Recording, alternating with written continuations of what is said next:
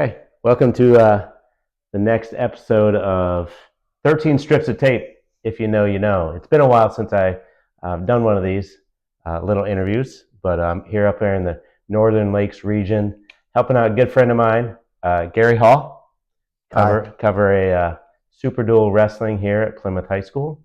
I thought, what better time to introduce some more people to Gary that don't know him, but I'm sure plenty of people already do. So, hopefully, yeah. Gary and I go back to our Ball State days. Yeah. We're both alumni of the Cardinals. And so it's good to be working with Gary again. And Gary, why don't you tell us a little bit about yourself? Where are you from? And how did you come to Ball State? Where I'm from, I don't know if you ever heard the term Air Force brat, but that's what I am. My dad was in the Air Force. So we moved around. I was born in Greensboro, North Carolina, lived there for 2 years, in Washington, D.C. for a year, Colorado for 5, Illinois for 5, and Ohio for 8. I started college at Wright State in Dayton, and then transferred to Ball State. And how I got into athletic training wasn't good enough to continue playing athletics at the college level. Mm-hmm. So I decided to get in athletic training, next best thing. I started in the exercise science route, and that didn't really turn me on. And then I met with an advisor, and he told me about athletic training, and the rest is history. That sounds familiar to something that kind of how I got into it. Right. Started with exercise science and then got into athletic training through an elective and found prevention and care of athletic injuries, and that's really where I found my niche. So very similar. Right. What were some of the programs you worked with, and who are some of the people you remember from the Ball State days? I remember a lot of people. Programs I worked with football and boys basketball, and I was the quote-unquote head student athletic trainer in the training room. Okay. I worked with Rex Sharp, good man. Tony Cox, good man. Cindy McKnight, yes, Mike Ferrara, Mark Lito, and I worked boys basketball with Tony. Football was myself. That'd be a crew, you, Lito, and Tony. Lito and Tony are out of control. They're two peas in a pod, those two, if you know what I mean. Yeah. Football worked Lori Gravener, Diane Lewis, myself, I think Chris Robinson. Yep. Joe Burton, and I can't remember who else. All right. Those are some great names to remember, and it was fun some times. Iconic people from Ball State University. It was a lot of fun. Yeah. Okay. After Ball State, where did the road of athletic training take you? After Ball State, I went to Nashville, Tennessee to work with Pat Croce. He had several physical therapy clinics across the nation, and he had one in Nashville at a hospital in Donaldson, Tennessee, which is a suburb of Nashville. Okay. And I worked several high school outreach schools, mm-hmm. and also with an East Coast Hockey League team called the Nashville Knights. Okay.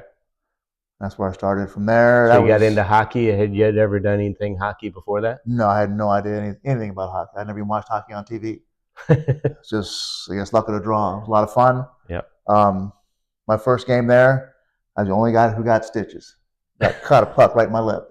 So I got 5 stitches right there. Not a player, but an athletic trainer getting stitches. Standing there, didn't see the puck, just bam. So, yeah. And guys got a big kick out of that. Oh, I bet they did. So I was there for 3 years, and then Pat Croce had a clinic in Atlanta, Georgia, and Atlanta was getting an International Hockey League team, which is a step up. Yep. It's like AAA, and he asked me if I wanted to go, and I said, of course. So I worked there for 3 years, and the neat thing about Atlanta is we were in the Western Division somehow. So we went to Kansas City, Los Angeles, Las Vegas. A lot of miles. Utah. Yeah, a lot of miles. Cool thing is, I guess cool, but anyway, we played at the Omni where the Hawks played. And every February, the circus would come in for 2 weeks. So the Hawks had to go on the road, and we had to go on the road. So we go on a West Coast swing for 2 weeks, hit Las Vegas for a week, Los Angeles for a week, come back, play Cincinnati or Dayton or something, go back out west. So it was a lot of miles and a lot of fun. That sounds good. Sounds like a good time. A lot of good memories, too. Yeah, a lot of good memories. Yeah. I was there for 3 years, and the team folded, went to go back to Canada, and my license does not transfer across international lines, so I was out of a job. Yep. So then I went back to Nashville, worked high school outreach again, and then for a year, then I got a job in Fort Wayne with the Comets. Go Go Comets. Right. I was for 3 years. I was their first certified athletic trainer. That's right. For 3 years, and then. Did you work for Fort Wayne Orthopedics then? No, I worked for the Comets. You do work straight for the Comets, because I remember the Fort Wayne Orthopedics. We had some type of connection there. They were our two physicians at that time. Yeah, I remember we did all their physicals. Yeah. And everything, and took care of a lot of their players. Absolutely. I mean, when I was there. Yeah, I met some of their players, and I got free tickets to games. Right. And, games were a good time. Yeah. I mean, that place sells out still. It's cool. And they decided to get out of the International Hockey League because it was folding. Yep. So they went down to, heck, I don't know at that point, maybe United Hockey League. It's been the so long. UHL or something like that. Yeah, I think that was a long time ago. That was 20 years ago. And then from there, went back to Nashville. Loved me some Nashville. There you go. Get that Nashville hot. Yeah, did it for 4 years. Did high school outreach again. I had 3 schools. 2 were in one county about 10 miles apart, and the other was on the west side of Nashville, so it was easy to traverse. The first time when I was in Nashville working with the hockey team and doing high school outreach, I had 7 schools I had to take care of. That's pretty much just a drive-by. Oh, yeah. Tuesday, I go to 4 schools. Wow. Anything? Nope. All right, see you next week. Wow, that's amazing. And Thursday, I go to the other 3 schools. But that's shows you how much athletic training has changed. It has grown tremendously since then. And now luckily we're at one school. Yeah, or you get to have a home base. Yeah. Yeah, that's nice. And after 4 years in Nashville, my wife decided she wanted to move closer to home, which, whatever, that's fine with me. I can live anywhere. So I applied for a job in South Bend and Fort Wayne. And South Bend hit me up first. And I've been here since 2003. All right. And I worked at LaVille High School for 17 years. I left there, went to Mishawaka for a year. And then I worked at OSMC in Elkhart doing durable medical equipment for 3 years. Okay. And I've been here since March, working for OPS.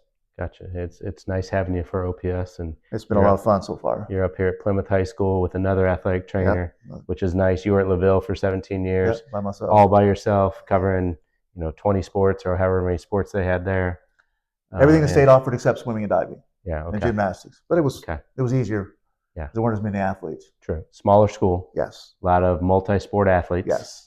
Which is very nice when you're at a small school setting, isn't it? Yes, because you really get to know the kids. You definitely get to know them. And the coach as well. Yep, and they're conditioned for 3 different sports, not just doing one year-round sport, getting overuse injuries and that type of stuff. But then, what's the main difference between? Did you like that job then with the durable goods, OSMC? Durable medical equipment, like I was telling you, some days you'll see 15, 20 patients, so you're seeing 2, 3 patients an hour. Other days you'll see 1.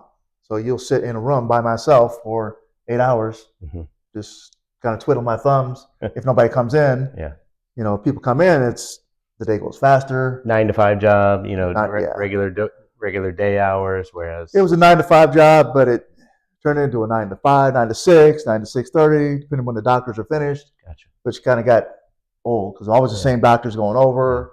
They can never finish on time, and so I just no practices, no games, no travel or anything like that. A whole lot, but now I'm back in where I wanted to be.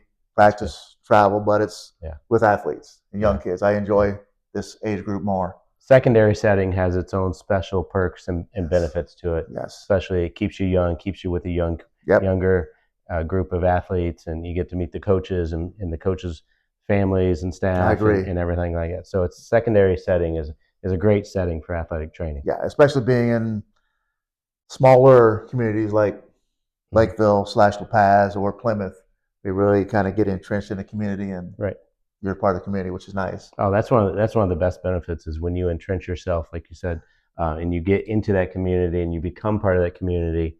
Everybody gets to know you, whether it's students, whether it's athletes, whether it's coaches and staff and teachers and building personnel. You're building those relationships, and you're very much appreciated at that level, and you become part of the school. I agree. It's a completely different outlook than collegiate or pro or clinic. Yes.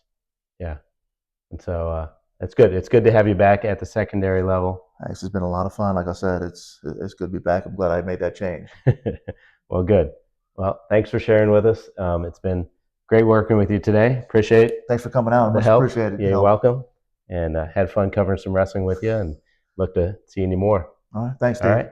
Take care. See you guys. Happy New Year and Merry Christmas for the holidays Happy New coming Year. up. Yep. Out.